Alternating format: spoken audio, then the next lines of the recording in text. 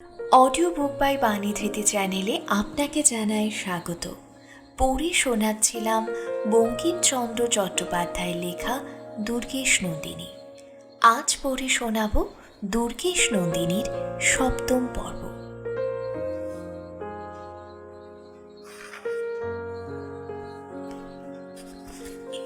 অষ্টম পরিচ্ছেদ। আরোগ্য। দিন যাবে, তুমি যাহা ইচ্ছা তাহা করো, দিন যাবে, রবে না। যে অবস্থায় ইচ্ছা সে অবস্থায় থাক, দিন যাবে, রবে না। পথিক, বড় দারুণ ঝটিকা বৃষ্টিতে পতিত হইয়াছ। উচ্চ রবে শিররূপী ঘন গর্জন হইতেছে, বৃষ্টিতে প্লাবিত হইতেছ। অনাবৃত শরীরে করকাভিঘাত হইতেছে, আশ্রয় পাইতেছ না। ক্ষণিক ধৈর্য ধরো, একদিন যাবে, রবে না। ক্ষণিক অপেক্ষা করো, দুর্দিন ঘুচিবে, সুদিন হইবে, ভানুদয় হইবে। কালি পর্যন্ত অপেক্ষা করো। কাহার না দিন যায়, কাহার দুঃখ স্থায়ী করিবার জন্য দিন বসিয়া থাকে। তবে কেন রোদন করো? কার দিন গেল না, তিলোত্তমা ধুলায় পড়িয়া আছে, তবু দিন যাইতেছে। বিমলার হৃদপদ্মে প্রতিহিংসা কালফনি বসতি করিয়া সর্বশরীর বিষে জর্জর করিতেছে। এক মুহূর্ত তাহার দংশন অসহ্য, একদিনে কত মুহূর্ত। তথাপি দিন কি গেল না? কোতলুখা মানসাদে শত্রুজয়ী সুখে দিন যাইতেছে, দিন যাইতেছে, রহে না। জগৎ সিংহ রুগ্ন শয্যায়, রোগীর দিন কত দীর্ঘ কে না জানে। তথাপি দিন গেল, দিন গেল। দিনে দিনে জগৎ সিংহের আরোগ্য জন্মিতে লাগিল। একেবারে যমদণ্ড হইতে নিষ্কৃতি পাইয়া রাজপুত্র দিনে দিনে নিরাপদ হইতে লাগিলেন। প্রথমে শরীরের গ্লানি দূর, পরে আহার, পরে বল, শেষে চিন্তা। প্রথম চিন্তা, তিলোত্তমা কোথায়? রাজপুত্র যত আরোগ্য পাইতে লাগিলেন, তত সঙ্গবর্ধিত ব্যাকুলতার সহিত সকলকে জিজ্ঞাসা করিতে লাগিলেন। কেহ তুষ্টিজনক উত্তর দিল না। আয়েশা জানেন না, ওসমান বলেন না, দাসদাসী জানে না, কি ইঙ্গিত মতে বলে না। রাজপুত্র কণ্টক শয্যাশায়ীর ন্যায় চঞ্চল হইলেন। দ্বিতীয় চিন্তা, নিজ ভবিষ্যৎ কি হইবে? অকস্মাৎ প্রশ্নের কে উত্তর দেবে? রাজপুত্র দেখিলেন তিনি বন্দী, করুণ হৃদয়। ওসমান ও আয়েশার অনুকম্পায় তিনি কারাগারের বিনিময়ে সুসজ্জিত সুবাসিত শয়নকক্ষে বসতি করিতেছেন। দাসদাসী তাহার সেবা করিতেছে। যখন যাহা প্রয়োজন তাহা ইচ্ছা ব্যক্তির পূর্বেই পাইতেছেন। আয়েশা সহোদরাদিক স্নেহের সহিত তাহার যত্ন করিতেছেন। তথাপি দ্বারে প্রহরী স্বর্ণপিঞ্জরবাসী ষোড়শ বানিয়ে পরিতৃপ্ত বিহঙ্গমের ন্যায় রুদ্ধ আছেন। তবে মুক্তিপ্রাপ্ত হইবেন? মুক্তিপ্রাপ্তির কি সম্ভাবনা? তাহার সেনা সকল কোথায়? সেনাপতি শূন্য হইয়া তাহাদের কি দশা হইল? তৃতীয় চিন্তা, আয়েশা কি চমৎকারকারিণী! পরহিত মূর্তিমতী কেমন করিয়ায় মৃন্ময় পৃথিবীতে অবতরণ করিল। জগৎসিংহ দেখিলেন আয়েশার বিরাম নাই, শ্রান্তিবোধ নাই, অবহেলা নাই। রাত্রিদিন রোগীর শুশ্রূষা করিতেছেন। যতদিন না রাজপুত্র নিরোগ হইলেন, ততদিন তিনি প্রত্যহ প্রভাতে দেখিতেন প্রভাত সূর্যরূপিণী কুসুম দাম হস্তে লইয়া লাবণ্যময় পদবিক্ষেপে নিঃশব্দে আগমন করিতেছেন। প্রতিদিন দেখিতেন যতক্ষণ স্নানাদি কার্যের সময় অতীত না হইয়া যায়, ততক্ষণ আয়েশা সে কক্ষ ত্যাগ করিতেন না। প্রতিদিন দেখিতেন ক্ষণকাল পরেই প্রত্যাগমন করিয়া কেবল নিতান্ত প্রয়োজনবশত গাত্রোত্থান করিতেন। যতক্ষণ না তাহার জননী বেগম তাহার নিকট কিঙ্করী পাঠাইতেন, ততক্ষণ তাহার সেবায় ক্ষান্ত হইতেন না। কে রুগ্ন শয্যায় শয়ন করিয়াছে? যদি কাহারও রুগ্ন শয্যার শিওরে বসিয়া মনোমোহনী রমণী ব্যঞ্জন করিয়া থাকে, তবে সেই জানে রোগেও সুখ। পাঠক, তুমি জগৎ সিংহের অবস্থা প্রত্যক্ষীভূত করিতে চাহ? তবে মনে মনে সেই শয্যা শয়ন করো, শরীরে ব্যাধি যন্ত্রণা অনুভব করো, স্মরণ করো যে শত্রু মধ্যে বন্দী হইয়া আছো। তারপর সেই সুবাসিত সুসজ্জিত সুস্নিগ্ধ শয়নকক্ষ মনে করো। শয্যার শয়ন করিয়া তুমি দ্বারপানে চাহিয়া আছো। অকস্মাৎ তোমার মুখ প্রফুল্ল হইয়া উঠিল। এই শত্রুপুরী মধ্যে যে তোমাকে সহোদরার ন্যায় যত্ন করে সে আসিতেছে। সে আবার রমণী, যুবতী, পূর্ণ বিকশিত পদ্ম। অমনি শয়ন করিয়া একদৃষ্টে চাহিয়া আছো। দেখো কি মূর্তি! ঈষৎ ঈষৎ মাত্র দীর্ঘ আয়তন, তদুপযুক্ত গঠন, মহামহিম দেবী প্রতিমা স্বরূপ, প্রকৃতি নিয়মিত রাজ্ঞী স্বরূপ। দেখো কি ললিত পাদবিক্ষেপ! গজেন্দ্র গমন শুনিয়াছ? সে কি মরাল গমন বলো?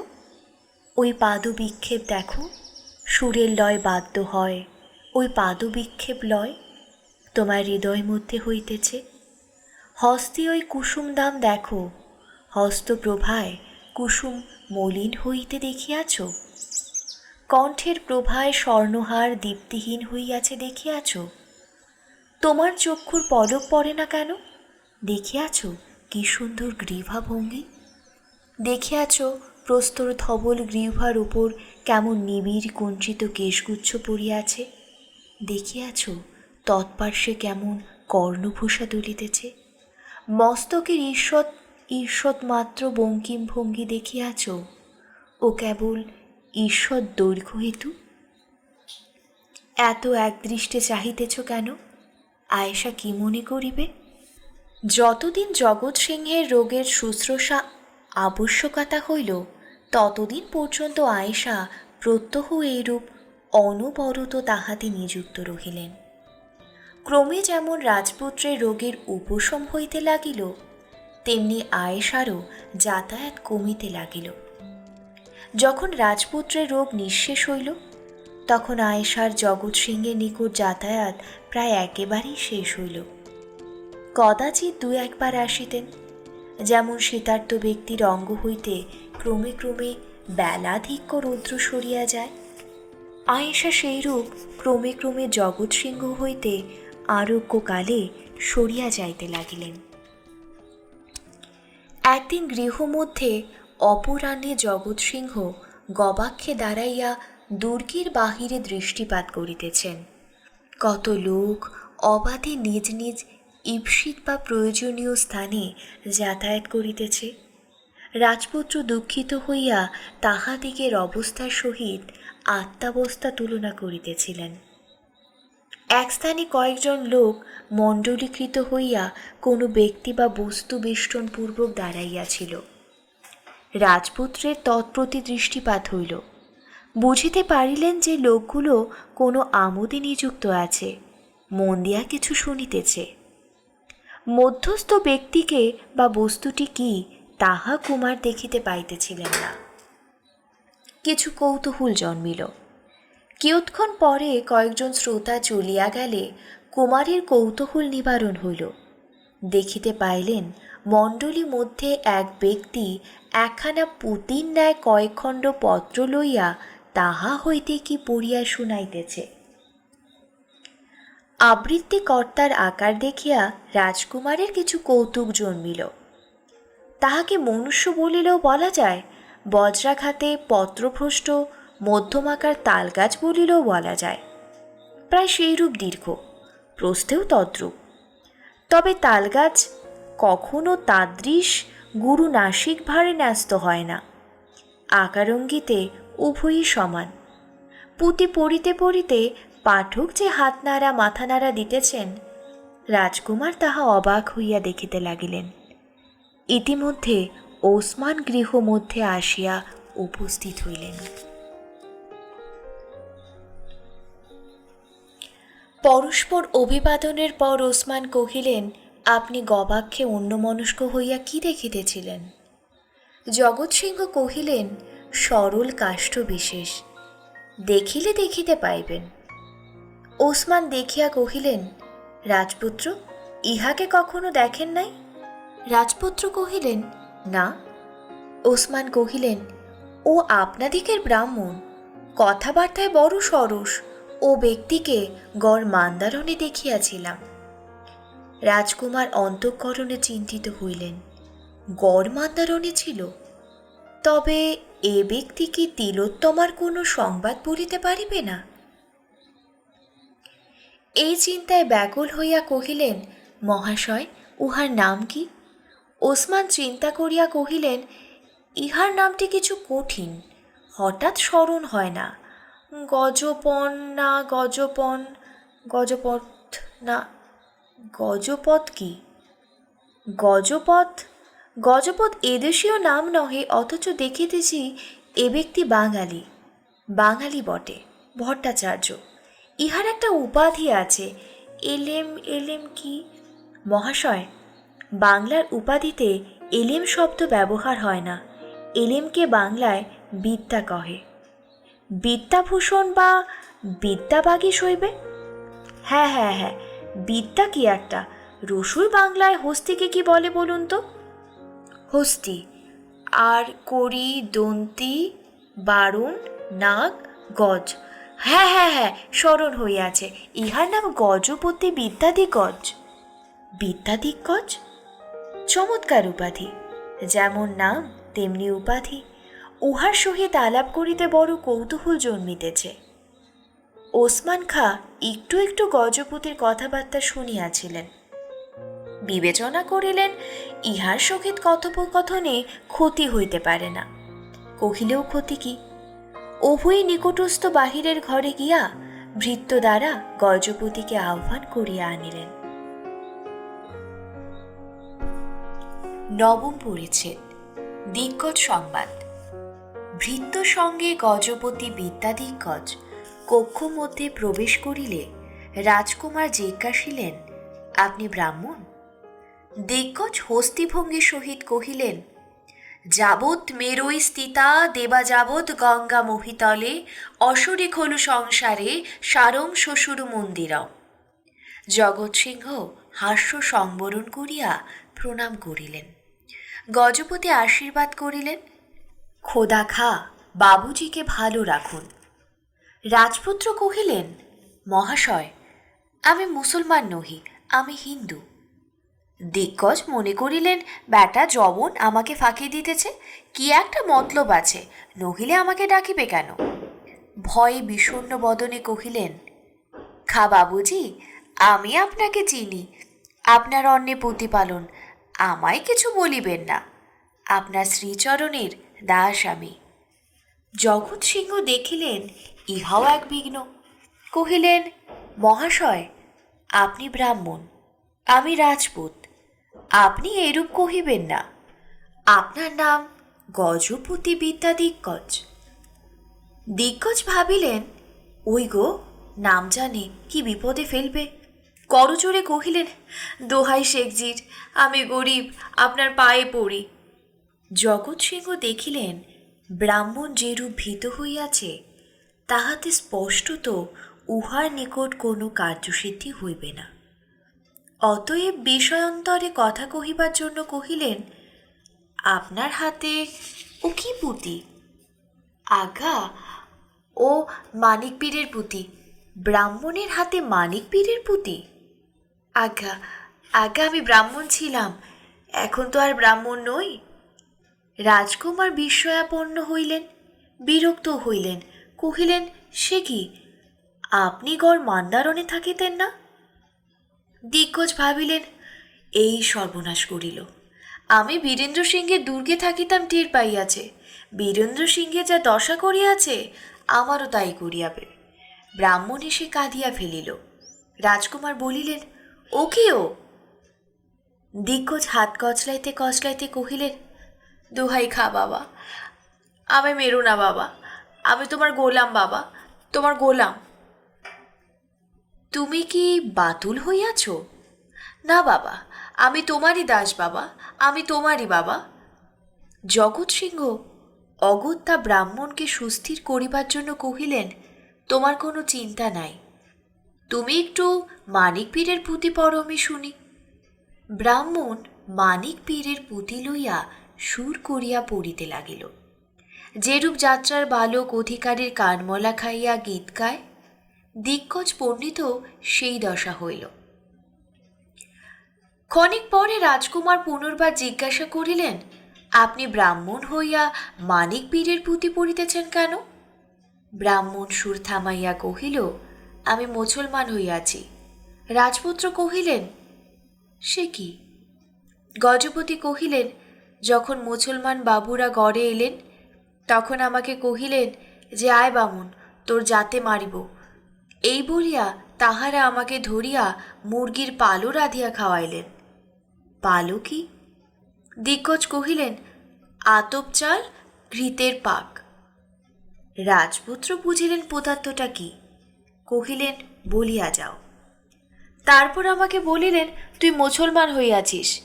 সেই অবধি আমি মুসলমান।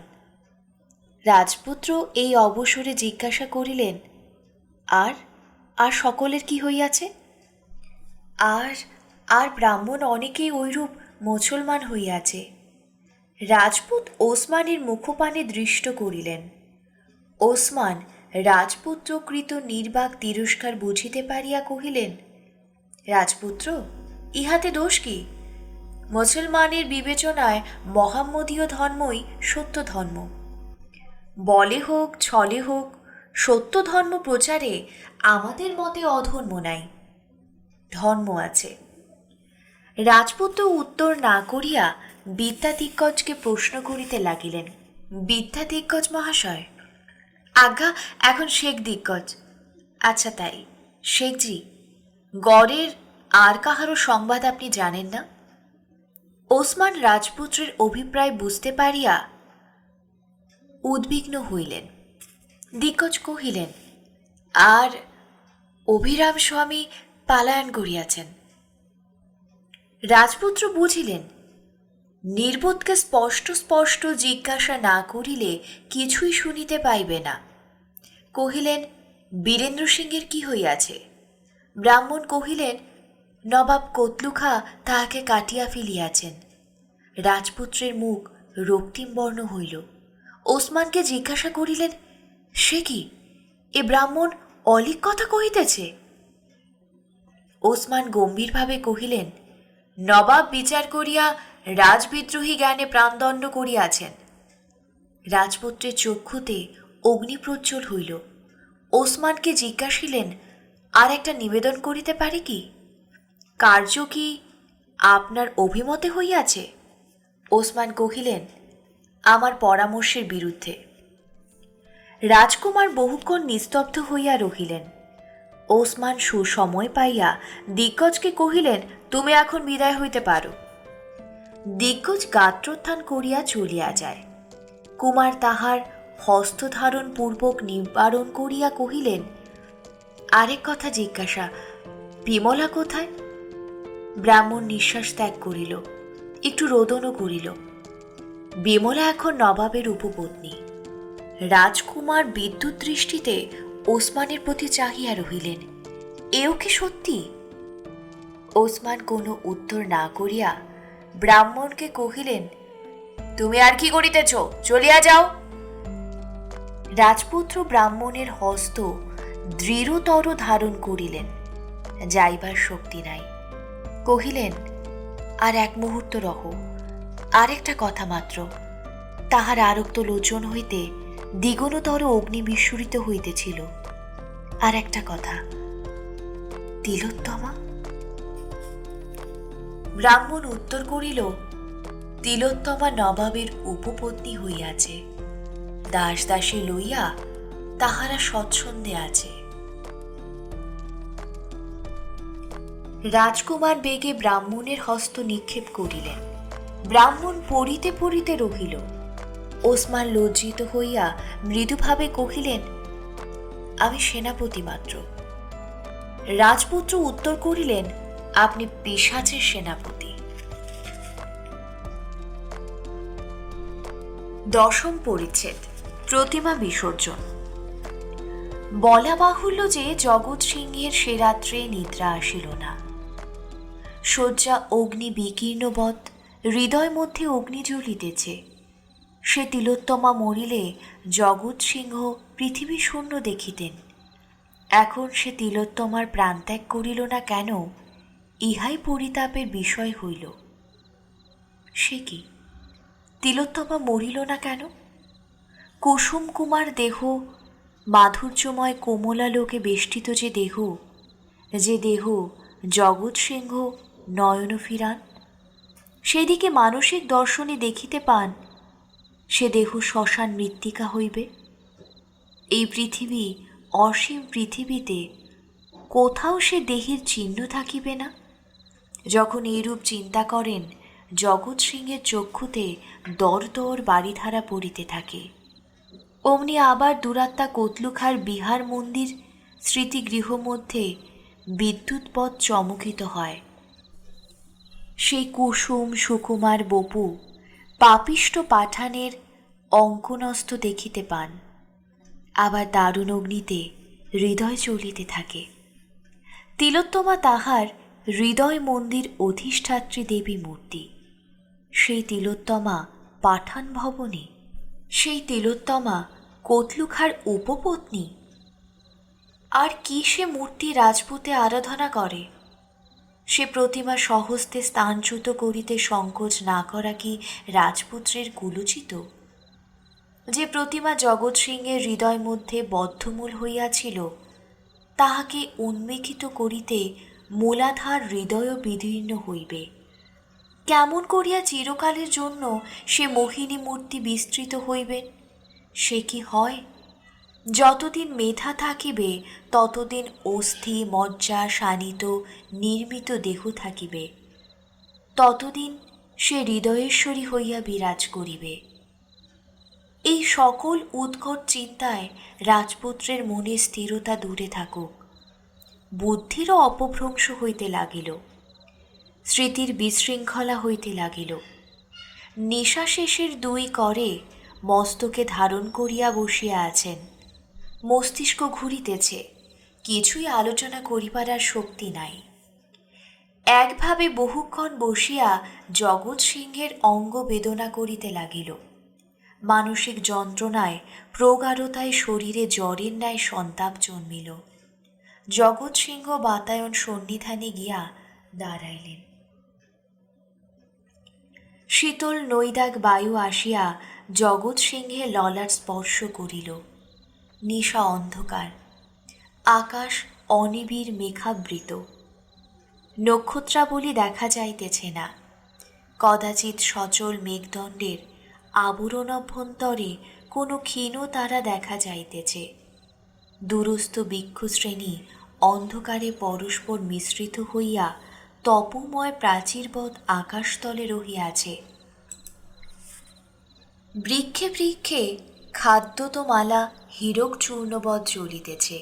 সম্মুখস্থ এক তরাগে আকাশ বৃক্ষাদির প্রতিবিম্ব অন্ধকারে অস্পষ্ট রূপে স্থিত রহিয়াছে।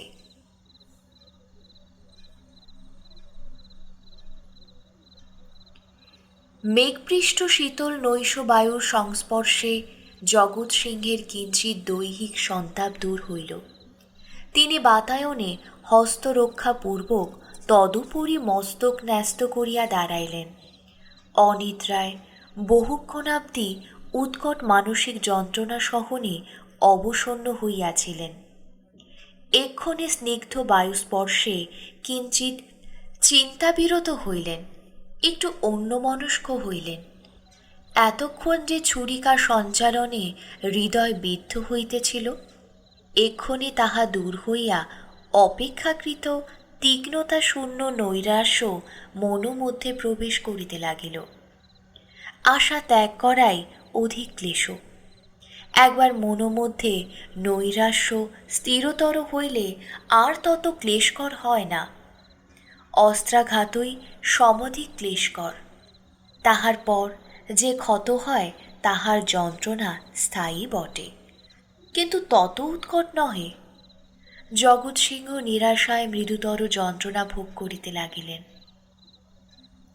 অন্ধকার নক্ষত্রহীন গগন প্রতি চাহিয়া এক্ষণে নিজ হৃদয় আকাশেও যে তদ্রূপ অন্ধকার নক্ষত্রহীন হইল, সজল চক্ষুতে তাহাই ভাবিতে লাগিলেন।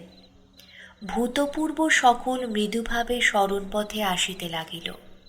বাল্যকাল, কিশোর, প্রমোদ সকলই মনে পড়িতে লাগিল। জগৎ সিংহের চিত্ত তাহাতে মগ্ন হইল। ক্রমে অধিক অন্যমনস্ক হইতে লাগিলেন। ক্রমে শরীর অধিক শীতল হইতে লাগিল। ক্লান্তিবশে চেতনাহরণ হইতে লাগিল। বাতায়ন অবলম্বন করিয়া জগৎ সিংহের তন্দ্রা আসিল। নিদ্রিতা অবস্থায় রাজকুমার স্বপ্ন দেখিলেন, গুরুতর যন্ত্রণাজনক স্বপ্ন দেখিতে লাগিলেন। নিদ্রিত বদনে ভ্রুকুটি হইতে লাগিল, মুখে উৎকট ক্লেশব্যঞ্জক ভঙ্গি হইতে লাগিল, অধর কম্পিত বিচলিত হইতে লাগিল, ললাট ক্ষন্মাক্ত হইতে লাগিল, করে দৃঢ় মুষ্টিবদ্ধ হইল। চমকের সহিত নিদ্রাভঙ্গ হইল। অতি ব্যস্তে কুমার কক্ষ মধ্যে পাদচারণ করিতে লাগিলেন। কতক্ষণ এইরূপ যন্ত্রণা ভোগ করিতে লাগিলেন তাহা নিশ্চিত বলা সুকঠিন।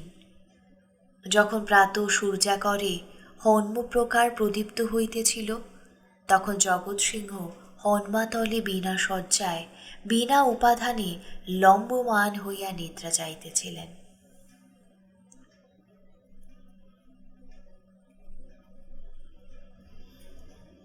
ওসমান আসিয়া তাহাকে উঠাইলেন। রাজপুত্র নিদ্রোত্থিত হইলে ওসমান তাহাকে অভিবাদন করিয়া তাহার হস্তে একখানি পত্র দিলেন। রাজপুত্র পত্র হস্তে লইয়া নিরুত্তরে ওসমানের মুখের পানে চাহিয়া রহিলেন।